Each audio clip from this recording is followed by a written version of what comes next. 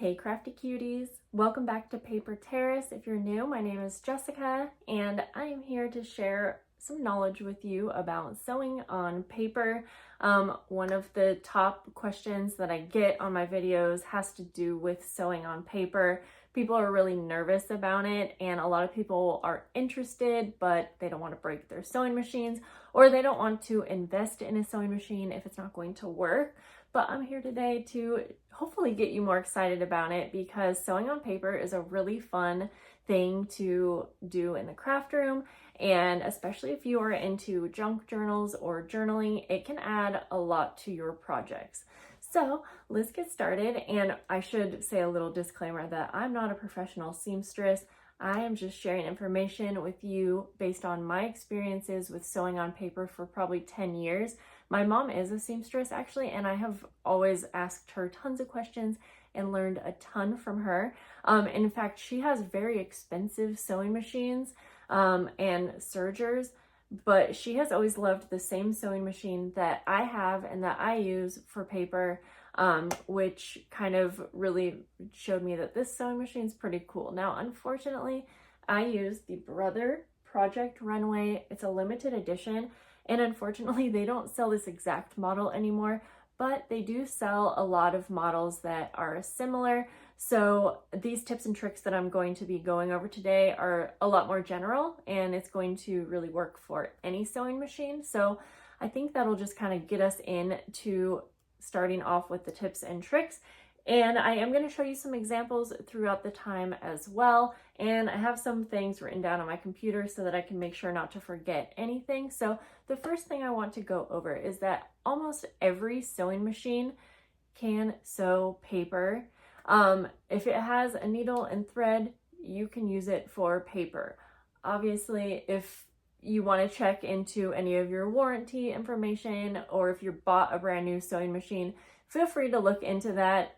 This is just from my knowledge. And I mean, again, I've asked my mom, talked to many people who are professionals, and almost every sewing machine will work on paper. You do want to take some extra precautions. So that is the next thing that I wanted to bring up. Needles. I get a lot of questions about what kind of needles I use, and this is going to vary from person to person, but I have always used a universal regular needle, never had any issues. I think I've had one needle break, but I'm also pretty gentle on my sewing machine. So I feel like, some people do use special needles, the ones that are meant for jeans. So you can definitely do something like that. You can use a more heavy duty needle. But when I have tried in the past, it was actually a lot more rough on my paper, and sometimes I'm sewing very thin and delicate paper, vintage papers, and so I personally prefer a basic needle. And I'll put any links in the description to any of the products that I regularly buy from Amazon also. Those will be affiliate links, but you can find these things anywhere. So the second thing is that this is a tip that I don't follow, but if you are someone who regularly sews clothing and fabric, or maybe not just clothing, but fabric, and you're making things with fabric, and you want to use your one machine for fabric and paper, you can, but it is recommended to change that needle in between. The research that I've done really is the reasoning for that is mostly just because when you are sewing on paper, it's going to dull your needle a little bit faster, and you don't want your needle to be dull for the best sewing experience. But I think if you're doing a little bit here and there, back and forth, it's fine. And I only say that because, again, I'm going by my experiences. I do sew paper and fabric, but I'm not making like professional clothing or anything. I'm usually sewing paper for my junk journals.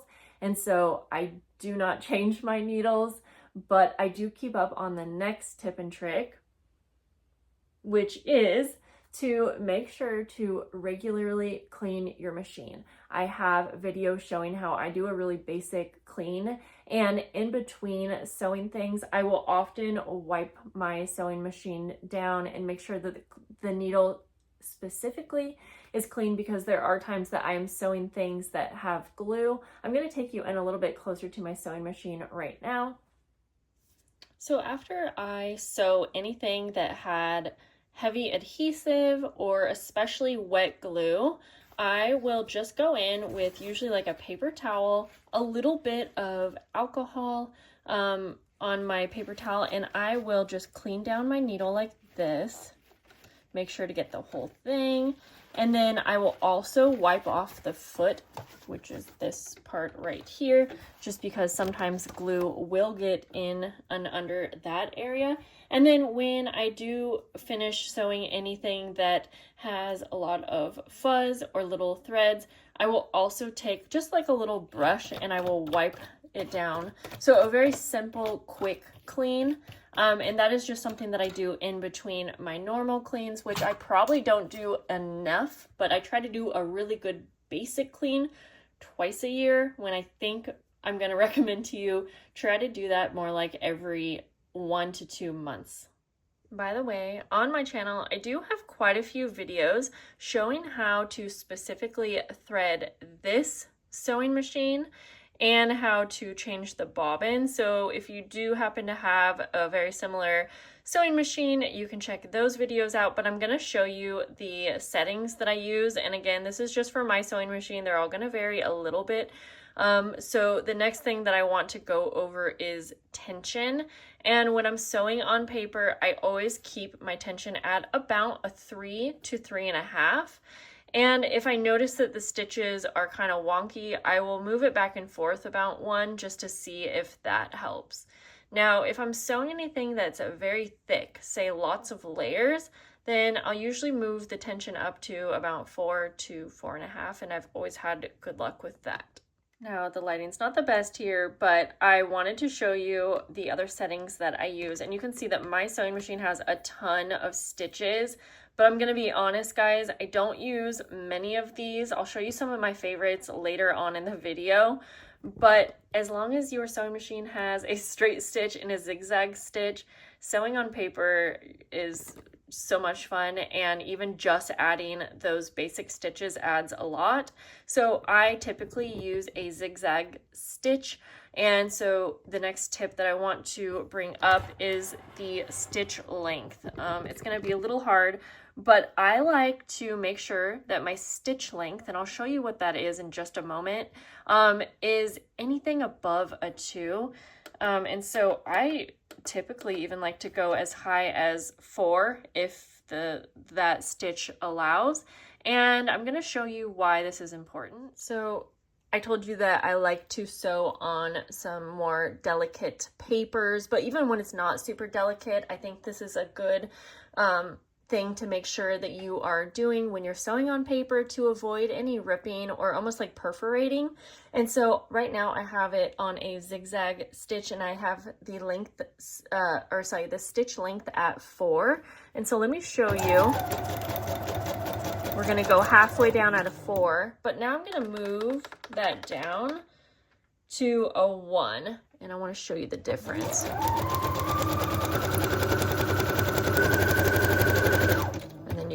If you don't know much about stitch length, you'll be able to tell as well. So again, the lighting's not great over here, but you can see that the stitches are further apart when they were at that 4.0 versus the 1.0.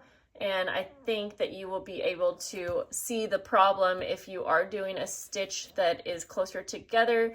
Your paper just has more possibility that it can tear. Not to say I haven't used this stitch in certain in certain projects or circumstances, but I'm more mindful of what paper I'm using when I am doing that. So I'm currently working on making some journal covers that are many layers. So we have fabric, we have a a policy or a shipping envelope. Then I have a piece of music paper, and on the inside I have more fabric and more scrapbook paper.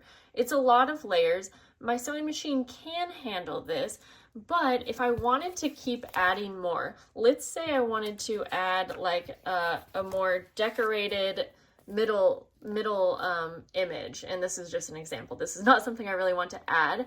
Well, sometimes when I can tell that the layers are getting to be pretty thick, what I would suggest is sew your things in layers. So instead of me sewing this straight onto my very thick journal cover, I would, let's just pretend like we're sewing this. Oh, I'm gonna move my stitch length back to 4 though. And for example, I want to sew the embellishment onto the lace and paper. And I'm going to give you a little bit of a little look at how I sew shapes that are not super straight. And you're going to see that I go very slow. I'm also not too worried about getting a perfect stitch.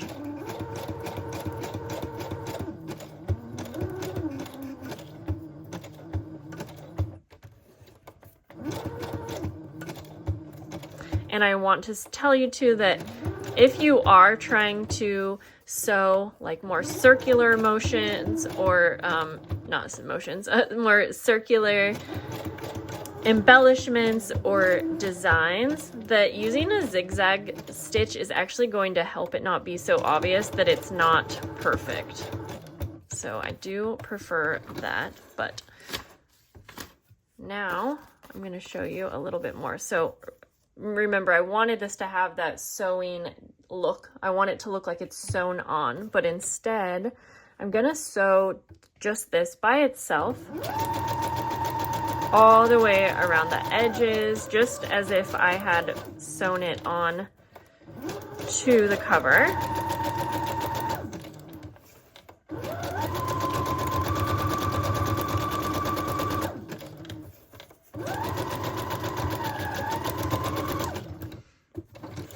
There we go.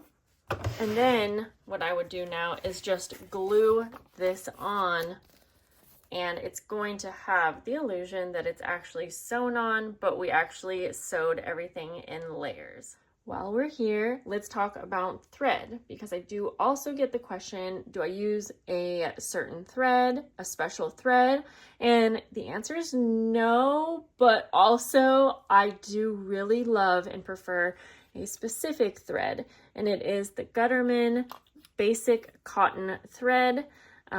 This one right here is a polyester, and I love this brand. I feel like it comes in so many different colors. It has been perfect for paper and fabric, going back and forth between the two.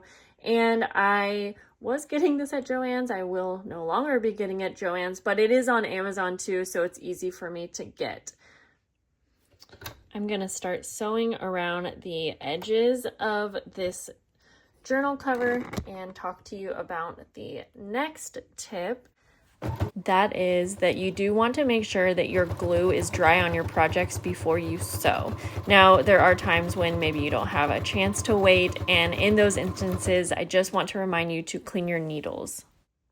So when I'm going around corners, a lot of times, instead of continuing to sew, I take my foot off of the pedal and I just very slowly open up the foot while I turn this, putting the foot back down. I'm not taking the needle out. I'm not starting a new thread line. I am just moving it like that, and then I continue on.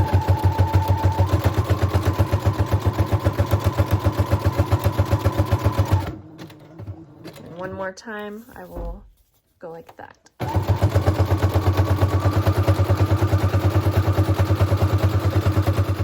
I'm going to try out one of the decorative stitches on my machine that I really like, but I'm going to give you a little tip on what to do if you either don't like the way that your stitching looks, or you kind of messed up a little bit. So this stitch is like a vine with little leaves. And I just used it as an example to show you that if you do some stitching that you don't like, a lot of times what I do is, first of all, I will embrace it. And I say that if you stitch over a second and third time, you make it look like you went for a messy stitch. That's one way that you can kind of go with it. And then the other is, if you really don't like it, but you don't want to trash your whole project, is I will add lace over it. And you can either just glue this on, but if you wanted to give your sewing machine another shot, you could sew over this, because even though you would be sewing again, the stitches aren't going to stand out too much when you are sewing over lace. In the junk journal world, we are using lots of pockets and envelopes. So when it comes to sewing one of those, I highly recommend doing a back stitch at the top of your pocket, because this is going to get a lot of wear and tear and it's going to get pulled on. So a normal stitch may start to come undone, especially if you started it at the top. Now, sometimes I will just go over the top area of a pocket a couple times, and that can work too, but I do recommend doing a back stitch, and I'll show you what I mean. So I'm going to try to show you what that looks like with the button here. Now, of course, every sewing machine is going to be a little bit different, but so I go over just a couple stitches, and then I press this button on my machine, which is a back stitch, and then whoops, and then it will, well, why is that not working?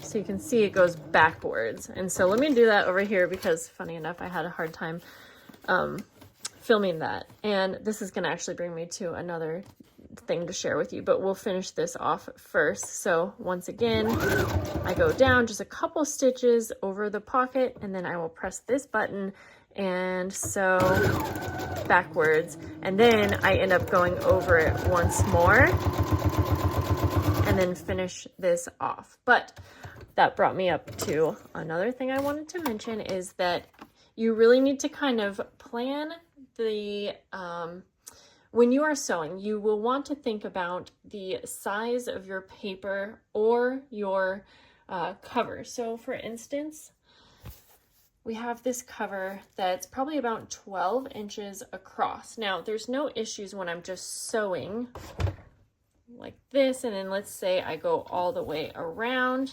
no problem.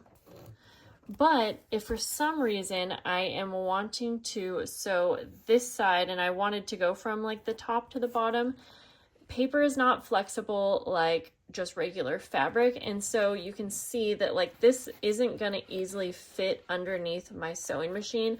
I could probably bend it all up and maybe get it to fix, but it's also going to put a little bit of wear on your machine. So I just am trying to be a little bit more mindful when I have anything that's around 12 inches or more, because it's really just going to work best if I sew it upside down versus trying to fit it into my sewing machine. The last thing that I really want to mention is to embrace your mistakes when it comes to sewing. Start out with easy projects and just try to have fun with it. It can be really frustrating in the beginning, but I promise if you have a very basic machine that works well, then sewing on paper can be really easy. I think that you just have to go in it with the expectations that there is going to be a little bit of a learning curve, but it's nothing serious. You're probably not going to break the machine. I mean, I haven't broke one yet. So I hope that this video was helpful to you guys. I love sewing on paper so much. And if you have any other questions, then leave them in the description and maybe I can do a Q&A. I tried to go over everything that I could possibly think of, but I know that there's way more that you probably want to know. So I hope you guys have a good day, and I will see you in the next video. Bye.